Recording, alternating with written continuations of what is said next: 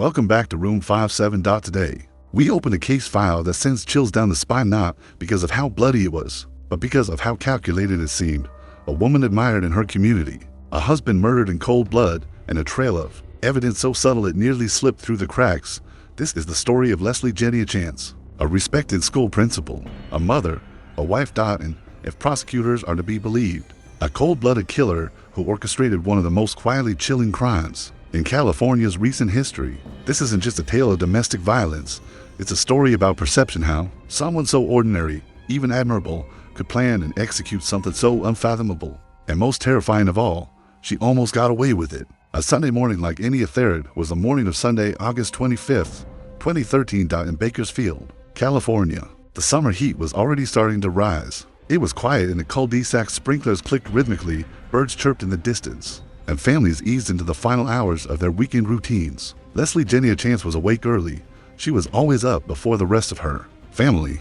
It was a habit forged over years of being a school administrator, a routine life of order and expectations. Her kitchen was immaculate, her schedule precise, but this Sunday, something was different. She wasn't checking the mails. She wasn't meal prepping. She was watching, waiting down the hallway. Her husband, Todd Chance, was still in bed. He stirred. When she walked past, she gently nudged him awake and whispered, "Let's go for a drive." Who was Leslie Chance? Before the crime, Leslie Chance was the definition of composed. A principal at Fairview Elementary School, respected, reliable, a leader. Her staff described her as firm but fair. Her students adored her morning greetings. Parents trusted her with their children. Outside of school, she was a wife and a mother of two. Her home life, at least on the surface, seemed ordinary, routine, structured, safe. But beneath the surface, tension had been brewing. In the weeks leading up to that Sunday morning, Leslie had discovered something that shattered her controlled world. Todd, her husband, had reconnected with an ex-girlfriend online. Nothing sexual, no explicit cheating, just friendly, nostalgic exchanges. But for someone like Leslie, who lived for predictability, who demanded structure, that small crack was enough. It wasn't just about jealousy. It was about control, about humiliation, about the quiet unraveling of the perfect life she had built with such care. And so, prosecutors say, she made a decision not to confront him, but to eliminate him. Todd Chance, the husband, the victim. Todd Chance was, by all accounts, a likable guy. He loved cars, especially his black Ford Mustang GT, a car he adored like a third child. He worked as a truck driver. He was easygoing, funny, and adored his two daughters. Friends said Todd was a go-with-the-flow kind of man. He wasn't aggressive. He wasn't loud. But recently, those close to him noticed he seemed distant. He talked about needing space, about maybe making a change. Leslie noticed, when she found the messages between Todd and his ex. She didn't scream. She didn't cry. She didn't even argue. She smiled. She said she understood.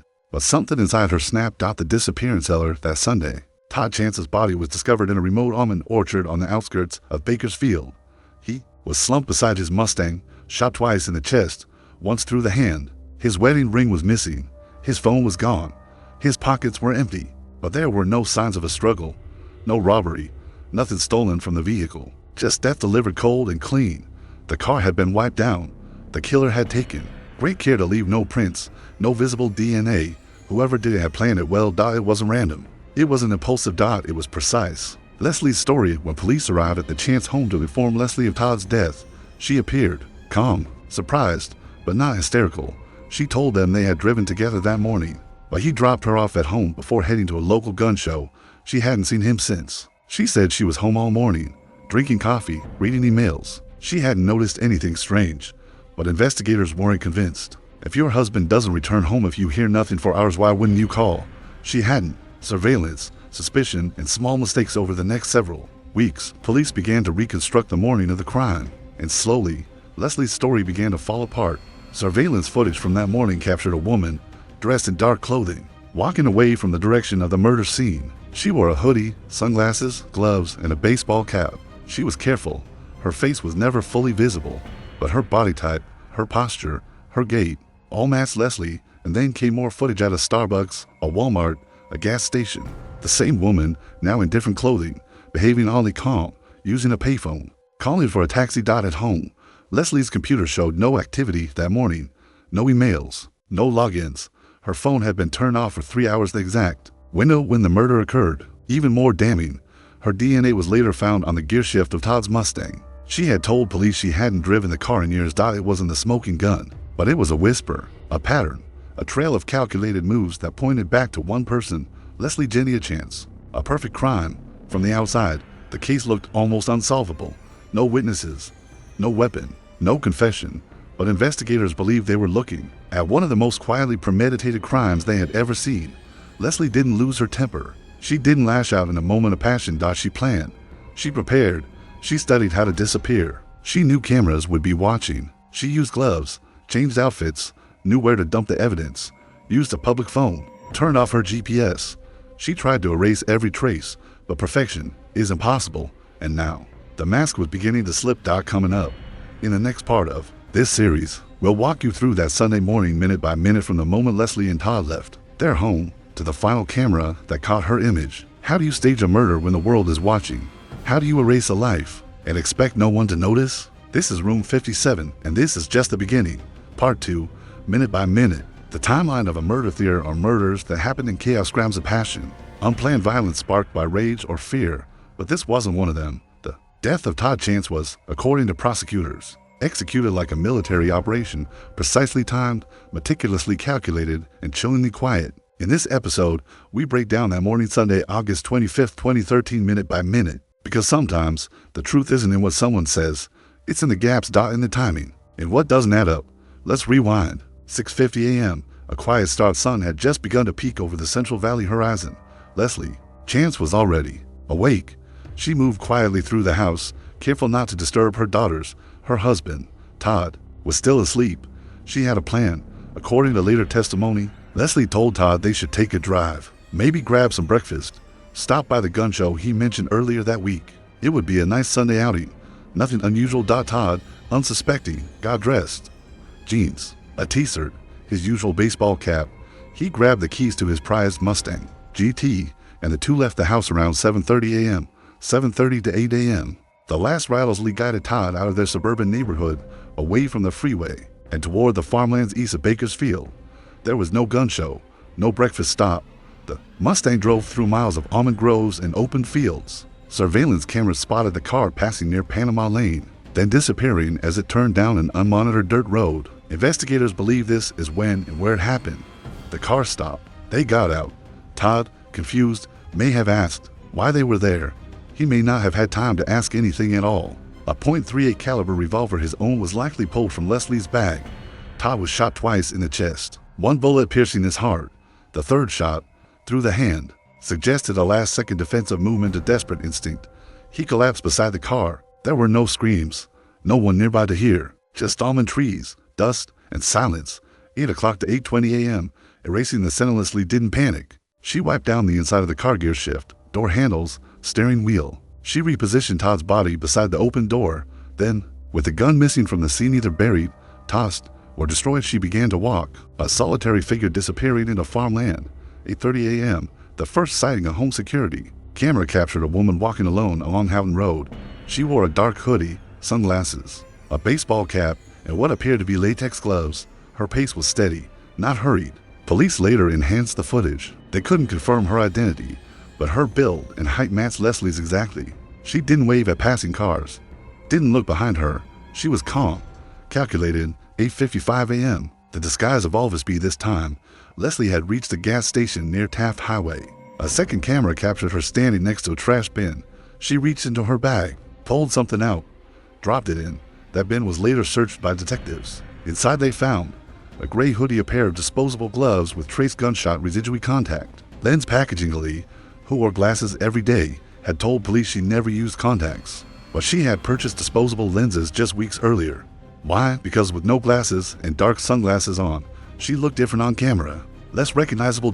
It was a small detail, a criminal's detail. 9:15 a.m., Starbucks stops entered a nearby Starbucks shortly after 9 a.m. By now, her clothes had changed. No hoodie, no hat. She wore light-colored pants and a pink blouse. Cameras caught her ordering coffee, calmly sitting at a corner table, checking her phone. No stress, no panic, just a woman taking her time. When questioned later, the barista described her as quiet, pleasant, unremarkable, exactly how she wanted to appear. 9:40 to 10 a.m., the vanishing woman. After leaving Starbucks, Leslie made her way to a Walmart several blocks away. She entered, walked to the bathroom, and emerged once more, now wearing a third outfit. Witnesses described her carrying a large tote bag, likely filled with the discarded clothing. In the parking lot, she didn't use her phone. Instead, she walked to a nearby payphone, a detail that almost slipped past detectives. The call she made summoned a taxi. The cab driver later testified that the woman was polite but quiet. She asked to be dropped off near a grocery store just a few miles from her home. At exactly 10:57 a.m., Leslie Jenea Chance walked through her front door. She greeted her daughters, poured herself another cup of coffee, and sat on the couch. To her children, she looked like any other mom winding down a Sunday. To investigators, she was now the prime suspect in her husband's murder. 11 a.m. Discovery in the orchard. Meanwhile, a farm worker in the almond orchard had made a grisly discovery: a man's body slumped, lifeless, beside a black Mustang. The police were called immediately. By 11:45 a.m., the scene was taped off. Shell casings had been removed, but the wounds were clear: 2 to the chest, 1 through the hand. There were no signs of robbery. Todd's wallet and phone were missing, but the car was intact. His keys were in the ignition. His wedding ring had been removed. Detectives quickly realized this wasn't a robbery gone wrong. It was personal. 1 p.m., the knock on Leslie's door. Later that afternoon, to Bakersfield, detectives arrived at the Chance residence. They knocked. Leslie answered. She looked surprised, but composed. When told of her husband's death, she covered her mouth, asked how, then asked, "Where's the car?" She told them he left that morning alone, said he was going to the gun show. She stayed home, drank coffee, did laundry, read the mails. She never once called Todd when he failed to return, never once mentioned worry. But the detectives had already started to build the timeline, and soon, the holes in her story would be too large to ignore. Part 3, the evidence that spoke loudest: gloves, GPS, and the lie beneath the smile. In every criminal investigation, there's always a moment, one detail, one misstep when the facade begins to crack. In the case of Leslie Jenea Chance, it wasn't a blood stain, it wasn't a witness, it wasn't even a murder weapon. It was the subtle, almost invisible decisions, the kind that only someone with time, planning, and intent would make. The deeper investigators dug, the louder the truth became. The lie in the silence when Leslie claimed she stayed home all morning. Detectives took her word at face value for a moment, but something didn't sit right. Why hadn't she called Todd? Why hadn't she asked neighbors or friends if they'd seen him? A wife who loved her husband would panic. She hadn't. And then they looked at her phone. The phone that went dark for a 3-hour stretch that morning. Right around the time Todd was murdered, Leslie's phone was off. That was rare. Investigators later learned she never turned it off. As a principle, she needed to be reachable 24/7. When the phone finally turned back on, something strange appeared. Her search history had been wiped. So had her recent call logs, her texts, her GPS app. A digital reset. It didn't erase everything, though. Forensic experts recovered a GPS location ping at 8:17 a.m. from an app running silently in the background. That ping placed her near the orchard, exactly when and where Todd was shot. The gloves and the gray hoodie. Remember the trash bin at the gas station? The one Leslie casually dropped something into on her walk back to town? Detectives found the discarded items 2 days later. Inside a black plastic bag were a gray hoodie, a pair of latex gloves, a disposable coffee cup, contact lens packaging. Gloves were tested for gunshot residue. One came back positive. The hoodie contained long blonde hairs. DNA analysis confirmed the obvious. They were Leslie's contacts instead of glasses. This detail might seem trivial, but it became a turning point. Leslie, who wore glasses every day, had told police she didn't use contact lenses, but a purchase record from a local pharmacy showed otherwise. Weeks before the murder, she had bought daily wear contact lenses, only a few packs, enough for a single use. Why? To walk through town without her usual glasses. To look just different enough on camera that no one would think, hey, that's Leslie Chance. Calculated, cold, prepared. The car, a rolling crime scene. Its Mustang had been found unlocked, keys still inside. No fingerprints, no personal items. But what investigators did find was DNA on the steering wheel, on the interior door handle. Leslie's. She claimed she hadn't driven the Mustang in months, but the DNA was fresh. Skin oils, sweat, and trace contact placed her in the driver's seat that morning. That detail alone didn't prove murder, but combined with everything else, it built the foundation for motive and means. Witness statements and a pattern of controllers. The investigation widened. Detectives began to talk with those who knew Leslie, best friends, colleagues, even former staff members from her school. What they uncovered was telling. Leslie was described as disciplined, exacting, and unusually controlling. She didn't tolerate failure.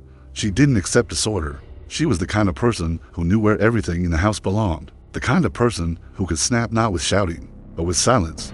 One former co-worker recalled Leslie confiding, years earlier, that she would never let a man humiliate her, that she wouldn't stand for betrayal. She hadn't said it angrily, she said it with calm certainty. Todd's hidden message song. Then came the messages. Investigators obtained Todd's phone records from the days before his death. Buried in his inbox were several messages exchanged with an old high school girlfriend, Carrie. The messages weren't explicitly sexual, but they were affectionate, comfortable, familiar. Todd had made plans to reconnect, maybe just for lunch, maybe more. Leslie had seen the messages. That much was confirmed. She had never confronted Todd directly, but according to one of her closest friends, she once confided that Todd was playing with fire, and he didn't even know it. No murder weapon on piece was still missing. The gun. Todd had owned a .38 caliber revolver. It wasn't registered. It had no serial number. It had been kept locked away for years. After his death, the gun was never found. Detectives believe Leslie took it with her after the murder, wrapped it in something soft, and disposed of it during her walk, possibly in a dumpster, possibly in a body of water. It was never recovered, but they didn't need it. Ballistic analysis of Todd's wounds suggested a close-range .38 caliber shot. The pattern was consistent with an execution-style shooting, and the presence of gunshot residue on Leslie's glove told the rest of the story. The psychological profile at this point. The case wasn't just about evidence. It was about motive. Why would a woman with a good job, a stable home, and no history of violence commit such a calculated act? According to a forensic psychologist brought in by the prosecution, Leslie displayed characteristics of someone with obsessive personality traits, a need for control-lymphatic staircase, and fear of embarrassment as flirtations, though mild, represented a loss of control, an image-threatening act, and to someone like Leslie, perception was everything. 3 years of waiting still. Leslie wasn't arrested right away. It took 3 years until August 2016. Before police had built enough of a case to make their move, they arrested her at the school where she worked, in front of stunned colleagues and students. The media exploded. A principal charged with murder, a wife accused of killing her husband in cold blood. She taught children honesty and now faces life in prison. Leslie pleaded not guilty, but the evidence was loud enough for a courtroom. Part 4, inside the courtroom, tears, testimony, and a cold verdict. 3 years after the murder of Todd Chance, the courtroom was packed. Some came out of curiosity, others came for justice. But for Leslie, Jenea Chance, it was the moment when her carefully constructed world would either survive or collapse. This wasn't just about guilt or innocence anymore. It was about truth. And it was time for the truth to speak loud and clear. The trial begins in January 2020. The trial of Leslie Jenea Chance officially began in a Kern County courtroom. She stood accused of first-degree murder. The prosecution alleged premeditated, deliberate execution of her husband. The defense claimed circumstantial assumptions, no direct proof, no weapon, no witness. Leslie sat silently through the proceedings, dressed modestly, no makeup, hair pulled back, calm, detached. Her face, the same face children once greeted each morning with cheerful hellos, now stared ahead. Expressionless. Opening statements. A tale of two stories. Prosecution opened with precision. They painted Leslie as a woman obsessed with image, a woman who had built a life of control and routine, and couldn't stand the threat of public embarrassment from a husband strained emotionally. Their key points: Leslie lured Todd on a fake Sunday drive. She shot him with his own unregistered weapon. She disguised herself and walked miles to avoid detection. She covered her tracks digitally. Her behavior after the murder didn't match that of a grieving wife. The defense pushed back. They said Leslie was shocked by Todd's death. They highlighted the lack of physical evidence: no eyewitness, no recovered gun, no confession. They suggested the DNA in the car and on the gloves could be residual. They said the case was built on inference, not proof. The jury leaned forward. This was going to be a battle of narrative and nuance. The prosecution's evidence. Over the next 2 weeks, the prosecution unveiled their case piece by piece. Surveillance footage. They played hours of footage tracing Leslie's walk across Bakersfield, from the almond orchard area to a gas station to Starbucks to Walmart. Each change of outfit was time-stamped, each movement cross-verified. Forensic evidence: second shot residue on latex gloves found in the trash. Leslie's DNA on the Mustang's gear shift. Hairs matching Leslie's found in the discarded hoodie. GPS data placing her near the orchard during the estimated time of death. Digital behavior: her phone off for exactly the duration of the murder. Internet search and call log wiped. Security apps showing one ping within meters of Todd's body. Psychological testimony: a forensic psychiatrist testified that Leslie's profile suggested rigid personality patterns, with an intense fear of failure and humiliation. The emotional toll, perhaps the most emotional moment, came when Todd's brother took the stand. His voice cracked as he recalled Todd's love for his daughters, how excited he was about their growing family, and how confused everyone had been when he went missing. Later, Leslie's teenage daughter was called. She spoke softly, struggled with emotion. "I love my mom," she said, "but I don't understand." Her testimony wasn't damning, but it pierced through the courtroom like a blade. A family divided, children torn between memory and murder. The defense fights. Back when it was the defense's turn, they attempted to raise doubt. They challenged the video footage. No face is visible. They argued, "You can't confirm it's Leslie." They questioned the GPS ping. A single signal from a background app is not enough. They emphasized, no gun, no eyewitness, no confession. They tried to reframe Leslie's calm behavior after Todd's disappearance not as sinister, but as shocked. She was in denial. The lawyer insisted she couldn't process what happened. But every time they raised a point, the prosecution countered with something simple yet powerful. Then why lie? Why lie about never using contact lenses? Why lie about staying home all morning? Why erase her phone? Why, if she was innocent? Closing arguments. The last word in the final day. Both sides gave their closing remarks. The prosecution didn't yell, didn't dramatize. They simply walked through the timeline minute by minute again. They ended with one chilling sentence only. One person had the motive, the means, the opportunity, and the obsession with control to carry this out, and she is sitting right there. The defense countered with appeals to reason. This case is built on speculation. The attorney said, "It's a story, but stories are not proof, and justice requires more than belief, it requires certainty." The verdict jury deliberated for 4 hours. When they returned, the courtroom was still. You could hear the rustling of papers, the breathing of reporters, the shifting of chairs. Then came the words, "We find the defendant, Leslie Jenea Chance, guilty of first-degree murder." There was no outburst, no cry. Leslie simply nodded.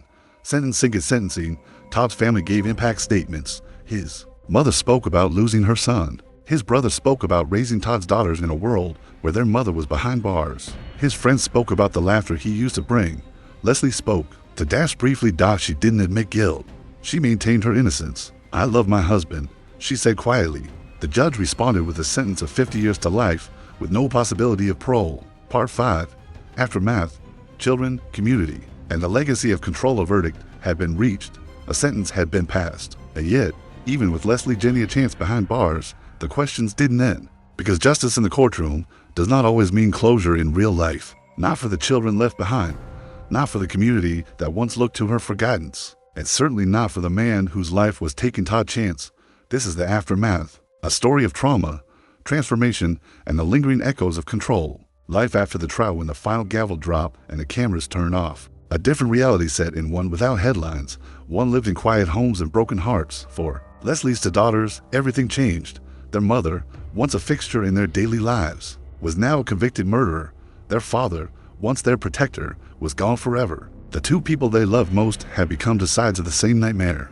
The girls were sent to live with extended family. Privacy became paramount. Friends say they rarely spoke about the case. Some changed schools, others simply shut down emotionally. A counselor who worked with the family later described the psychological damage as deep and long-term. "These children lost both parents," she said. "One to death, the other to life imprisonment." A community stunted in Bakersfield. The ripple effects ran wide. Fairview Elementary School, where Leslie served as principal, was stunned into silence. Many of her former students only learned the truth when they saw her mugshot online. "She was the one who told us to believe in ourselves," one student said, "to do the right thing." Now, they struggled to make sense of it. Parents and teachers spoke of betrayal, of how they had trusted Leslie not just as an educator, but as a role model. Some staff even went into therapy. "She wasn't just our boss," one teacher admitted. "She was our compass, and now, we don't know which way is north." Unanswered questions even after the conviction. Key questions remained. Why didn't Leslie simply leave Todd if she was unhappy? Was the murder purely about control, or were there other secrets? Did anyone else know? Was there a confidant? A trigger? Detectives remain convinced that Leslie acted alone, but the psychology behind her choices continues to fascinate criminologists. Dr. Elaine Petrov, a criminal psychologist who studied the case, described Leslie as a classic mask wearer. She had the selves, Petrov explained. The public version perfect, composed, high-achieving, and the private version rigid, easily humiliated, and dangerously avoidant. That duality, she said, created a perfect storm. documentaries, and the true crime spotlighters with many high-profile cases. The Leslie Chance story didn't end in court. Within months, producers began pitching documentary deals. True crime channels scrambled to secure interviews. Books were optioned. YouTube channels dissected every angle. But this time, something unusual happened. The family pushed back hard. Todd's relatives issued a public plea. Please, let us grieve. Do not make entertainment out of our pain. While some networks aired segments, others chose to honor that request. Still, social media was filled with armchair detectives, speculators, and amateur psychologists. Everyone had a theory. Everyone wanted to understand how a woman like Leslie could do something so cold. The prison Leslie was transferred to a women's correctional facility out of county, far from her former community. Inside, she reportedly kept to herself. She worked in the prison library, refused interviews, declined media requests. She still acts like a principal. One former inmate commented anonymously, quiet, organized, never raises her voice. But what she never did was confess. Even years later, Leslie maintained her innocence to her daughters, to her legal team, to anyone who would listen. But the evidence said otherwise, and the jury had spoken. Lessons left behind. So what are we left with? A woman who seemed flawless, now convicted of murder. A man who died with no chance to defend himself. 2 daughters with lifelong scars. A town that still can't quite say her name without lowering their voice. The Leslie Chance case isn't just about what happened. It's about what it teaches us. That evil doesn't always shout, it sometimes whispers. That control, when taken to extremes, becomes violence. And that no one, not even a school principal, can escape truth forever. Room 57 final thoughts. We've now followed this story from start to finish. From the orchard where Todd's body was found, to the courtroom where justice was served, to the lives still trying to rebuild in the shadow of what happened. The Leslie Jenea Chance case is a chilling reminder that appearances deceive, and that the desire for control, when corrupted, can destroy everything it once tried to protect. Call to action: if you found this story powerful, haunting, or thought-provoking, let us know. Like, subscribe, and follow Room 57 for more deep dives into the darkest, most complex true crime cases in history. Drop your thoughts in the comments. Do you believe Leslie planned this alone? Could this tragedy have been prevented? What would you do if a loved one turned out to be hiding something so dark? Let's talk about the psychology behind the crime. Let's talk about the victims. And let's keep remembering what matters most: seeking truth, no matter how hard it is to face. This is Room 57, and this story is now yours.